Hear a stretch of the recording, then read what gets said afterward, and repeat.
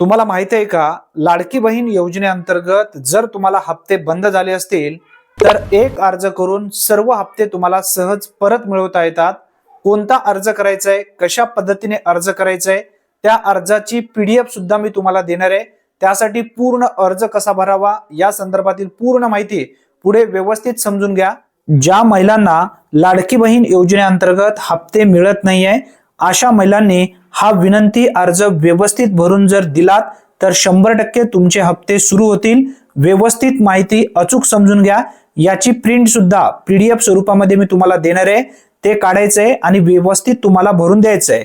प्रति तालुका महिला व बाल विकास अधिकारी साहेब, तालुका आणि जिल्हा व्यवस्थित माहिती या ठिकाणी भरा। विषयामध्ये समजून घ्या, मुख्यमंत्री माझी लाडकी बहीण योजनेचा रद्द झालेला डीबीटी लाभ दुरुस्त करून पुन्हा सुरू करण्यात यावा बाबत असा उल्लेख या ठिकाणी करण्यात आलेला आहे। पूर्वी तुम्हाला हप्ते काही मिळत होते किंवा विनाकारण हप्ते बंद झाले आहेत अशा महिलांनी परत या ठिकाणी अर्ज करू शकता आणि हप्ते सहज मिळू शकता। मी खाली सही करणारी अर्जदार मुख्यमंत्री माझी लाडकी बहीण योजनेची लाभार्थी असून माझा या योजनेअंतर्गत मिळणारा लाभ नोव्हेंबर 2025 पासून बंद करण्यात आलेला आहे। ज्या महिलांना ज्या महिन्यापासून मिळत नाही आहे त्या महिन्याचा उल्लेख या ठिकाणी करा। जो नोव्हेंबर महिना या ठिकाणी देण्यात आलेला आहे त्या नोव्हेंबर महिन्यावरती टिक करायचंय आणि त्या ठिकाणी तुम्हाला ज्या महिन्यापासून मिळालेला नाही त्या महिन्याचा उल्लेख त्या खाली करायचा आहे। त्यानंतर बघा पुढे सांगण्यात आलेली माहिती, मी सत्य प्रतिज्ञेवर नमूद करते की केवायसी म्हणजेच ई केवायसी प्रक्रियेदरम्यान संबंधित सेवा केंद्राच्या चुकीमुळे माझ्या ई केवायसी मध्ये त्रुटी झाल्याने माझा लाभ थांबवण्यात आला आहे। माझ्या कुटुंबामध्ये कोणतेही व्यक्ती शासकीय नोकरीत कार्यरत नाही। माझ्या कुटुंबाकडे 4 चाकी वाहने नाही।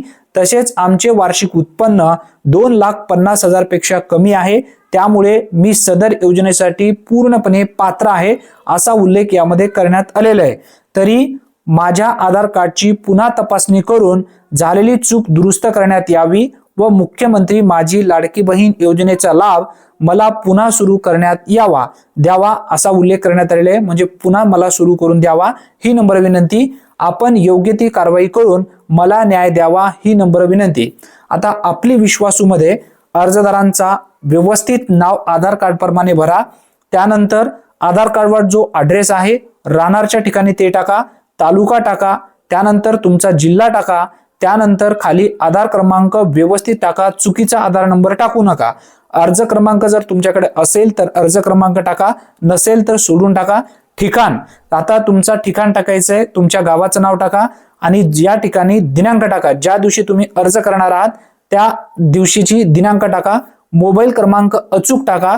त्यानंतर बघा सोबत कागदपत्रे आता काय काय जोडायचे आहेत, एक आधार कार्ड झेरॉक्स, दुसरा रेशन कार्ड झेरॉक्स, असे 2 कागद तुम्हाला यासोबत जोडायचे आहे आणि अर्जदाराची सही या ठिकाणी करा।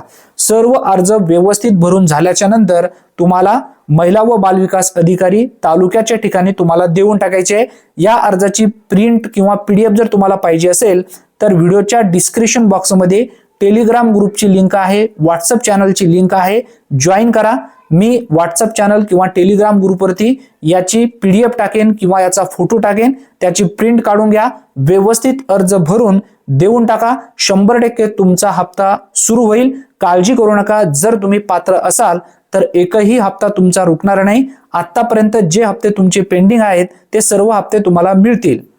ही एक महत्त्वपूर्ण माहिती असल्यामुळे जास्तीत जास्त महिलांपर्यंत हा व्हिडिओ नक्की शेअर करा। चॅनलवरती जर तुम्ही पहिल्यांदाच आला असाल तर चॅनलला सबस्क्राइब करून बेल नोटिफिकेशनला क्लिक करून ठेवा, म्हणजे सर्वप्रथम प्रत्येक योजनेबद्दल अचूक अपडेट तुम्हाला मिळत जाईल। धन्यवाद। पुन्हा भेटूया नवीन व्हिडिओमध्ये नवीन माहितीसह। तोपर्यंत जय हिंद, जय महाराष्ट्र।